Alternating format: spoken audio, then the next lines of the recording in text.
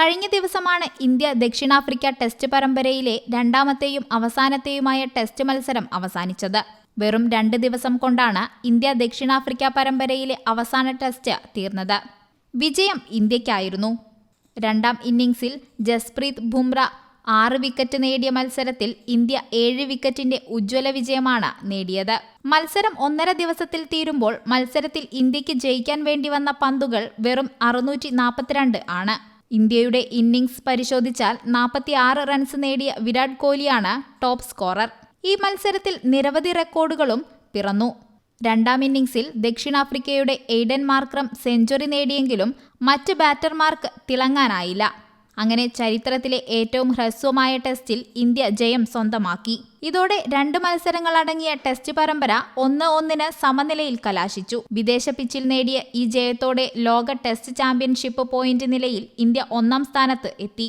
മത്സരം സംബന്ധിച്ച പ്രധാനപ്പെട്ട സ്റ്റോറി ഇതാണെങ്കിലും മത്സരശേഷം ഇന്ത്യൻ നായകൻ രോഹിത് ശർമ്മ പറഞ്ഞ വാക്കുകളാണ് ഇപ്പോൾ കായിക പ്രേമികളുടെ സംസാര വിഷയം. പിച്ചുകളെക്കുറിച്ചായിരുന്നു രോഹിത് ശർമ്മയുടെ വിലയിരുത്തൽ.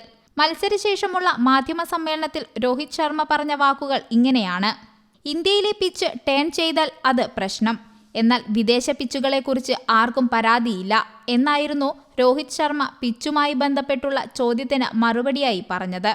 ആദ്യ പന്തു മുതൽ ടേൺ ചെയ്യുന്ന വിക്കറ്റുകളാണ് ഇന്ത്യയിൽ ടെസ്റ്റ് മത്സരങ്ങൾക്കായി തയ്യാറാക്കുന്നത് എന്ന് പൊതുവെ വിമർശിക്കാറുണ്ട്.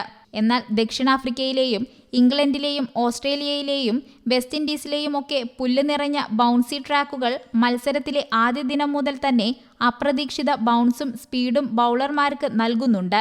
ഇതുമൂലം പലപ്പോഴും ബാറ്റർമാർ കെണിയിൽപ്പെട്ട് പുറത്താകുന്നുമുണ്ട്. ഈ രീതിയെ ഒരിക്കൽ പോലും ക്രിക്കറ്റ് നിരൂപകരും വിദേശ താരങ്ങളും ഒന്നും വിമർശിച്ച് കാണാറില്ല. ഇന്ത്യയിലെ പിച്ചുകളെ മാത്രമായിരിക്കും ഇക്കൂട്ടർ ഉന്നം വയ്ക്കുന്നത്. ഈ ഇരട്ടത്താപ്പിനെയാണ് രോഹിത് ശർമ്മ ചോദ്യം ചെയ്തത്. ഇന്ത്യയുടെ ക്രിക്കറ്റ് ചരിത്രത്തിൽ ഒരു നായകനും ഇത്ര രൂക്ഷമായി ഈ ഇരട്ടത്താപ്പിനെ ചോദ്യം ചെയ്തിട്ടില്ല. അതുകൊണ്ട് തന്നെ രോഹിത് ശർമ്മയുടെ ഈ നിലപാടിന് അനുകൂലമായി പ്രതികരിച്ചുകൊണ്ട് നിരവധി പേർ രംഗത്തെത്തി. ലോകകപ്പ് ക്രിക്കറ്റ് ഫൈനൽ നടന്ന അഹമ്മദാബാദിലെ പിച്ചിൽ ഓസ്ട്രേലിയൻ ബാറ്ററായ ട്രാവിസ് ഹെഡ് മികച്ച പ്രകടനം നടത്തി. എന്നാൽ അതിനു മുമ്പ് വരെ ലോകകപ്പിലെ പിച്ചുകളെക്കുറിച്ച് വിവിധ കോണുകളിൽ നിന്ന്, പ്രത്യേകിച്ച് വിദേശ മാധ്യമങ്ങളിൽ നിന്നും നിരൂപകരിൽ നിന്നും കടുത്ത വിമർശനം ഉയർന്നിരുന്നു. എന്നാൽ ലോക കിരീടം ഓസീസിന് ലഭിച്ച ശേഷം അത്തരത്തിലുള്ള വിവാദങ്ങൾ ഒന്നും തലപൊക്കിയില്ല. ഇത് ഇന്ത്യയിൽ ടെസ്റ്റ് മത്സരം നടക്കുമ്പോഴും ഉണ്ടാകാറുണ്ട്.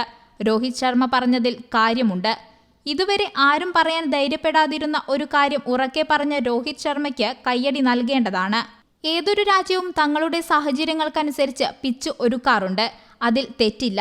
എന്നാൽ ഇന്ത്യൻ പിച്ചുകളെ മാത്രം കുറ്റം പറയുന്ന രീതിയെ ചോദ്യം ചെയ്യുക തന്നെ വേണം. അതാണ് രോഹിത് ശർമ്മ ഇവിടെ ചെയ്തിരിക്കുന്നത്. Sports desk, you talk.